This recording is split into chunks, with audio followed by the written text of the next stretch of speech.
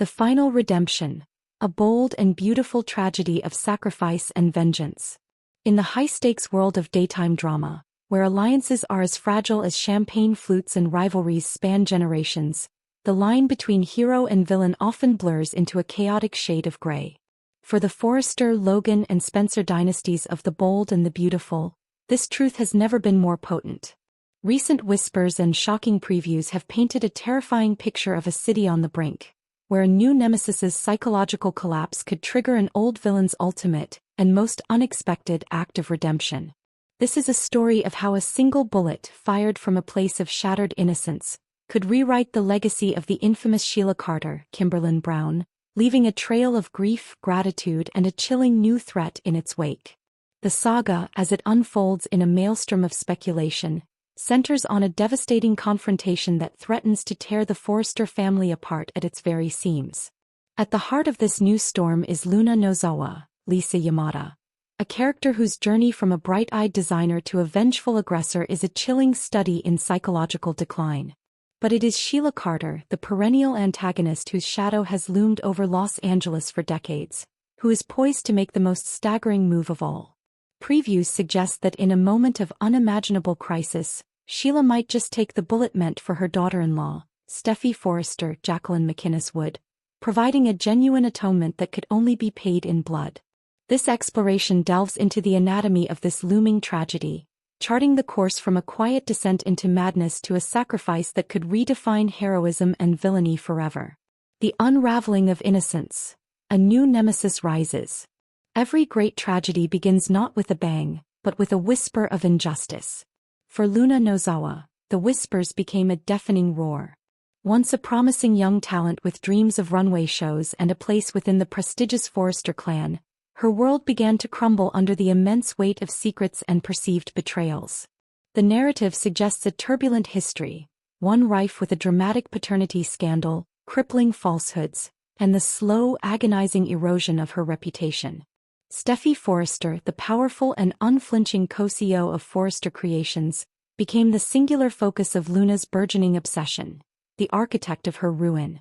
The seeds of this conflict, watered by grief and bewilderment, blossomed into a dangerous, all-consuming need for retribution. The transformation was insidious.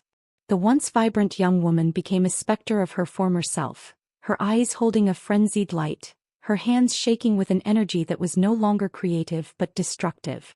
Her journey into madness reached its terrifying apex at the iconic Forrester Beach House, a place of sun-drenched memories now set to become the stage for a horrifying trap. Under the guise of a final, clarifying conversation, Luna lured an unsuspecting Steffy to the secluded mansion. The salty air, usually a balm, was thick with unspoken menace. As Steffy walked into the living room, the illusion of a peaceful resolution was shattered. There stood Luna, her entire being concentrated on the woman she blamed for her downfall, clutching a cold, steel revolver. "You robbed me of everything," Luna's voice, a chilling mixture of anguish and fury, cut through the serene ambience of the room. The accusation hung in the air, a testament to a mind pushed beyond its limits. Steffy, a veteran of countless confrontations, instinctively raised her hands in a placating gesture, her voice a desperate plea. "No, Luna," she cried, her own voice breaking under the strain. "This is not something you want to do. You are not this. You're in pain, you're upset, but this isn't the solution." But reason is a foreign language to a soul consumed by rage. Steffy's words were a mere whisper against the hurricane of Luna's suffering. "You humiliated me," Luna seethed, tears of fury sparkling in her eyes. "You made me lose my family's respect, my work, my reputation. Because you're a Forrester, you think you're untouchable. But you're not. You smile while you destroy lives. You destroyed mine. And now you're going to pay." The barrel of the pistol trembled but remained fixed on Steffy, the final, irreversible act a mere twitch of a finger away. The idyllic beach house had become a pressure cooker of trauma and revenge, waiting for its inevitable violent release. A villain's final act, the sacrifice of Sheila Carter. While Luna's vendetta was reaching its boiling point, another, more seasoned player was moving pieces on the board. Sheila Carter, a name synonymous with terror and obsession, had been walking a precarious tightrope of reform. Her new life with Deacon Sharp, Sean Cannon, A quiet existence punctuated by serving pasta at Il Giardino and stolen kisses, was a fragile peace she fought daily to maintain. The thrilling, sinister antagonist of old had seemingly been replaced by a woman seeking, if not forgiveness, then at least a semblance of normalcy. Yet the past is never truly gone, and Sheila's maternal instincts, however twisted, remained fiercely intact. Through a frantic phone call from a panicked Taylor Hayes, Rebecca Budig, Sheila became aware of the deadly standoff. The knowledge that her son John Finnegan Tanner Novlin could lose his wife, that her grandson could lose his mother, ignited a primal fire within her. In that moment the waitress, the lover, the reformed citizen vanished, and the formidable Sheila Carter, a woman who stops at nothing, re-emerged with a new, selfless purpose. She arrived at the beach house just as the tension inside reached its crescendo. Her voice, desperate and commanding, sliced through the air. "Luna, stop," she implored, her presence a shocking interruption. She would not allow her son's happiness, the one connection she had to a legitimate family, to be extinguished by another's pain. She moved forward, trying to reason with the unreasonable, to dissuade a mind already lost to its own demons. But Luna's focus was absolute. Her world had narrowed to Steffy and the justice she believed she was owed. With a renewed sense of purpose, she aimed the gun back at a terrified Steffy. What happened next was a blur, a chaotic ballet of desperation and sacrifice. Sheila sprang forward. Steffy gasped.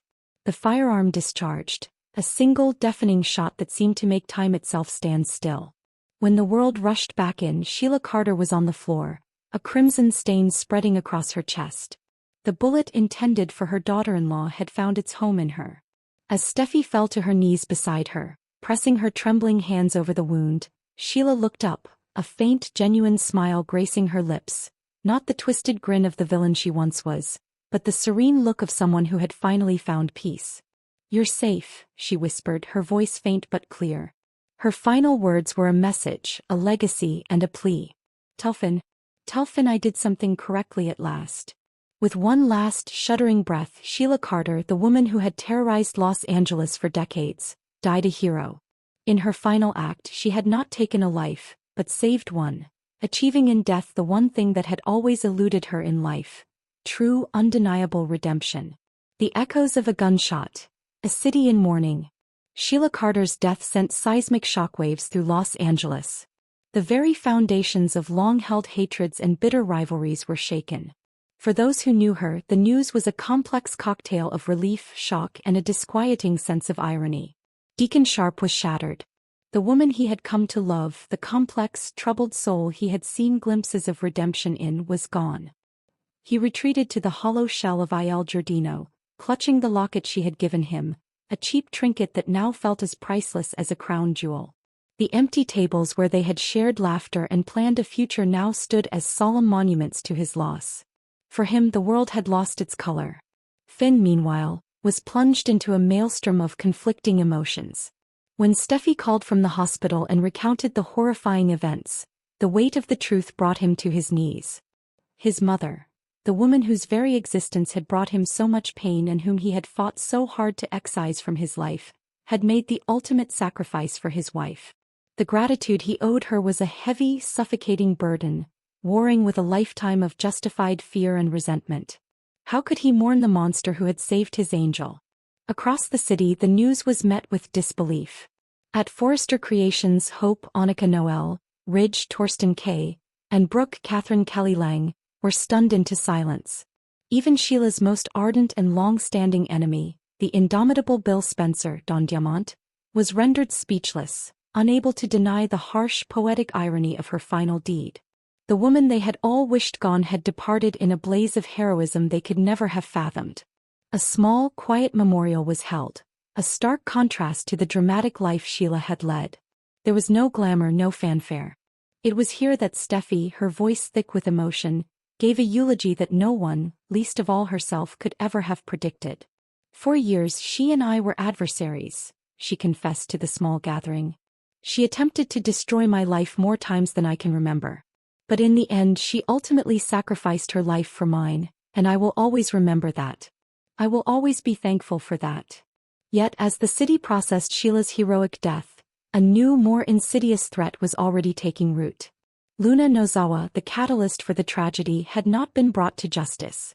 In the chaos at the beach house, she had been apprehended, but the legal system, grappling with her clear psychological instability, had declared her mentally unwell. During a routine medical transport facilitated by a preoccupied guard and her own cunning, Luna vanished. The nightmare was not over. It had just found a new monster. The hunt is on, a new reign of terror. With Luna on the loose, a thick blanket of paranoia descended upon Los Angeles. The sense of security among the city's elite was shattered. This was no longer about an old feud with a known villain. This was about an unpredictable, unhinged fugitive with a singular, terrifying focus.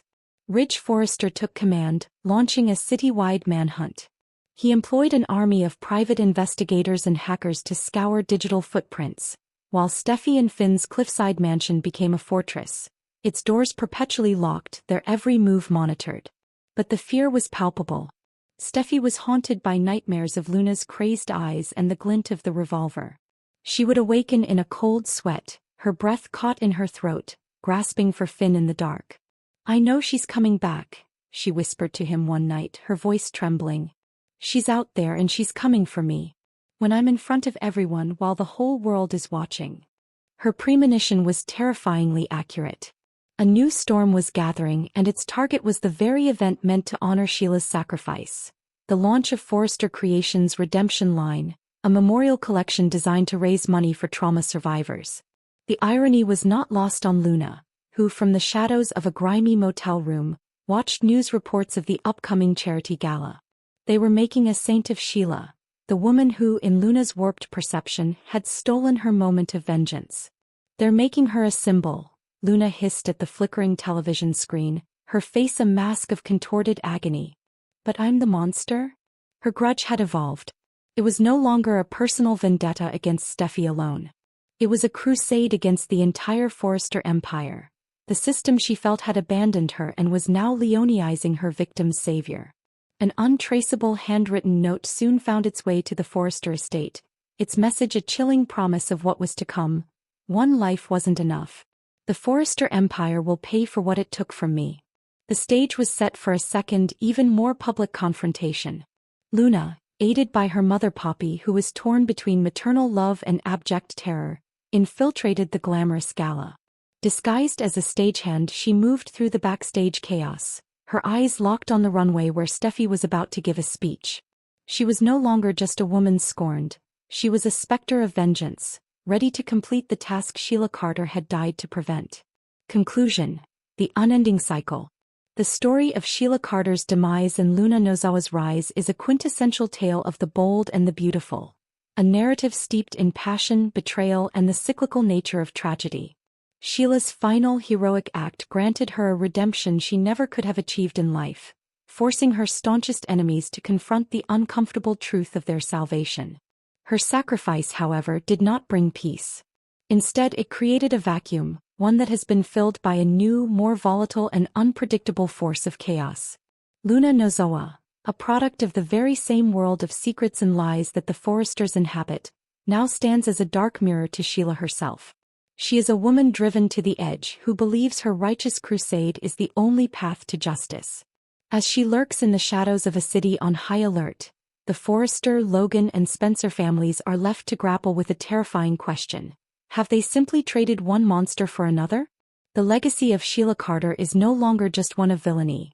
It is now a complex tapestry of sacrifice and the unintended, deadly consequences that have followed. As the lights of the gala dim and a new threat prepares to strike, the one certainty is that in the gilded world of Los Angeles fashion, the scars of the past are never truly healed, and the next wave of devastation is always just one heartbeat away. Thanks for watching this videos. Please hit the subscribe button for more updated news.